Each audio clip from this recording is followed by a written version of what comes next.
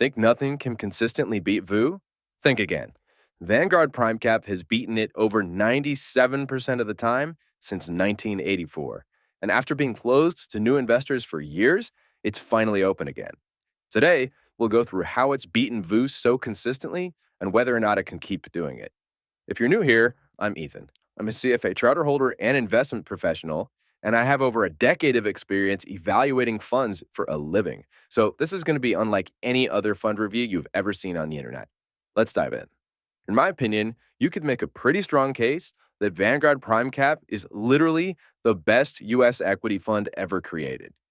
In all rolling 10-year periods since inception in 1984, it's beaten VOO more than 97% of the time by an average of 2.66% per year. That is a lot. But how much, to be exact? Well, in just under 40 years, it's beaten VOO by more than 8,000% cumulatively. That's the power of compounding. That means that on a $10,000 investment, you would have made over $800,000 more in profit, a difference in return of more than 82 times your initial investment. VOO is definitely not unbeatable, and even if Vanguard Primecap does way worse over the next 40 years, it can still crush VOO. This is where real fund analysis comes in. Anyone can look at past results, but by themselves, they really don't tell you much. I evaluate funds in a 3-step process. How did they do? How did they do it? And can they do it again? How did they do? Amazing. We just covered that. How did they do it? Well, in a shorter time frame, I'd be looking at its holdings and strategy for that answer. Is it just really aggressive and the market has been up a lot? Is it just a tech-heavy NASDAQ ETF and tech has been doing really well? Those kind of things are not repeatable in the long run because they only work out when the market environment is in their favor and the market environment is always changing. But when you have a 40-year track record of doing it consistently, that covers many different market environments. So the answer lies in their process. What are they doing differently from other active managers that has made them so much more successful?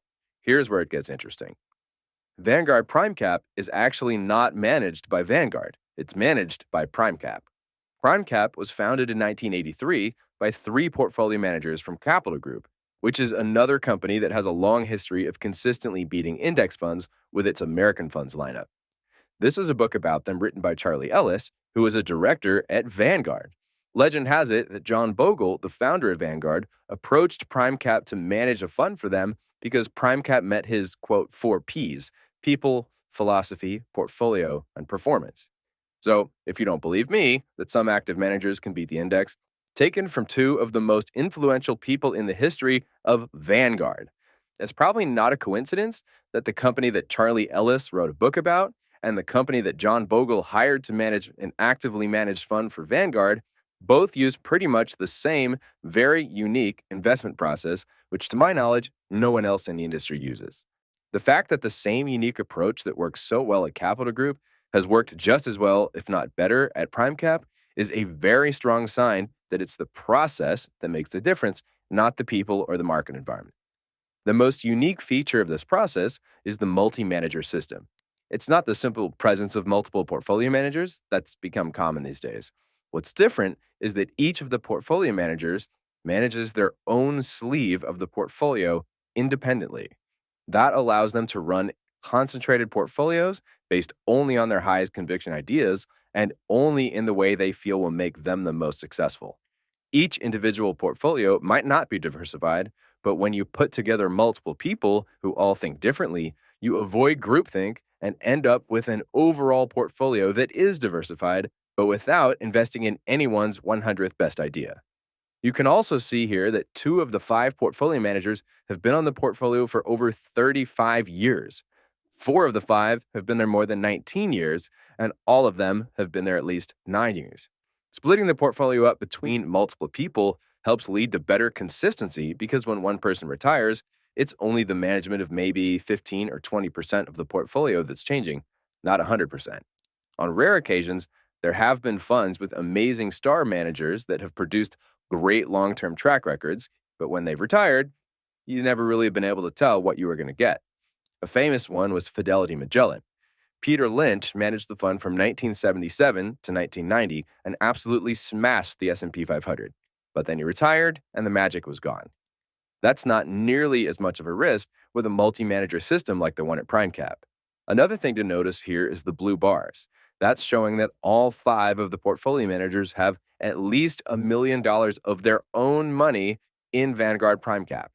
Everyone knows expenses are a big predictor of results, but this is another factor that's shown in multiple studies to be predictive. Managers who eat their own cooking, so to speak, tend to do better than ones that don't. It ensures that their interests are aligned with the interests of investors because, well, they are also investors in the fund.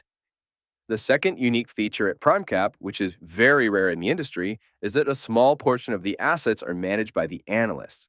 Analysts are usually specialized in an industry, and that's the same here. And then portfolio managers are more generalists that can invest in any industry. At most firms, though, analysts only make recommendations. At Primecap, they actually invest.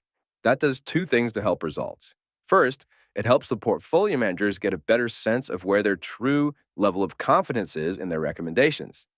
At most companies, all they're doing is making verbal or written recommendations. So if one analyst is more persuasive than another, they might get more of their recommendations into portfolios, even if they're not actually a better investor. When the analysts actually manage money, it doesn't really matter how good of a salesperson they are. Portfolio manager can always say, well, if you like this company so much, why isn't it a bigger position in your portfolio? The second benefit of analysts managing money is that it helps Primecap attract some of the top talent in the industry. All else equal, if I'm a top MBA grad and I want to become an investment analyst, I'd rather go to the place that will let me manage money right away than the one that will maybe give me that opportunity 5 or 10 years down the road. When it comes to the specifics of the fund, there's even more to like. One of the reasons they've been able to consistently beat the benchmark is because they take a long-term approach compared to most other active managers. They typically hold companies for at least 3 or 5 years and often more than 10. They also do their own research without regard to what's in the benchmark and look for companies with long-term growth potential that's being overlooked by the market, which is filled with people focused only on the next quarter or the next year. If you're looking at something that few others are looking at, it's a lot easier to find opportunities that few others see. They also often avoid or at least limit exposure to a lot of the largest, most popular companies, which, of course, are the ones that will be held most in a fund like VOO. This is Vanguard Primecap's top holdings on the left and VOO's top holdings on the right. Primecap has a huge position in Eli Lilly, presumably making the statement that they think the market for GLP-1 weight loss drugs is going to be a lot bigger. They may also have confidence in the Alzheimer drug that Lilly is working on. I don't work for Primecap, so I'm only guessing. But what's just as notable is what's missing. Where are the Mag 7? They're barely represented. So that brings us to the big question.